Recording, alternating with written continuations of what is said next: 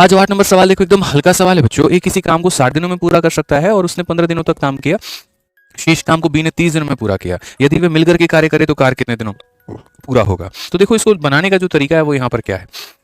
अगर हम यहाँ देखें तो हम कहेंगे सर ए किसी भी काम को कितने दिनों में कर सकता है, तो 60 दिनों में कर सकता है। ठीक है, अब कहा जाए सर यहाँ पर तो ही वर्क फॉर 15 डेज। ए कितने दिन काम करता है, तो 15 दिन काम करता है। और उसके बाद में मेरे भाई जो बचा हुआ काम है वो बी हमारा करता है और कितने दिनों में करता है, 30 दिनों में। सर ये भी टोटल वर्क है और ये भी टोटल वर्क है, तो कुल मिलाकर के मेरे भाई यहाँ पर ये क्या है, तो ये सारा का सारा मेरे भाई टोटल वर्क हो जाएगा। तो अगर मेरे भाई समझना बात को, 60 ए में से मेरे भाई यहाँ 15 ए को चला जाएगा तो हमारे सामने 45 ए आ जाएगा।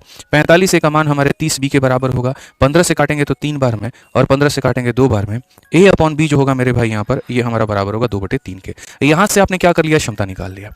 यहां से आपने क्या कर लिया, क्षमता निकाल लिया। ठीक है, कि सर जो काम ए 60 दिनों में कर सकता था वही काम उसने 15 दिन किए, फिर बी ने 30 दिन किए। इस तरीके से करके हमारी क्षमता आ गई। अब कहा गया if they work together the work will be completed in, यानी जो काम ए 60 दिनों में करता है, जो काम ए 60 दिनों में बच्चों करता है, अगर वही काम दोनों मियाँ बीवी मिलकर के करें, ए और बी मिलकर के करें तो कितने दिनों में करेंगे। तो अगर हम यहाँ देखें तो ए का मान कितना है, 2 है, तो यहाँ पर हो जाएगा 2 × 60 और ए प्लस बी का जो मान है वो 5 है और 5 इंटू कितना हो जाएगा, टी हो जाएगा।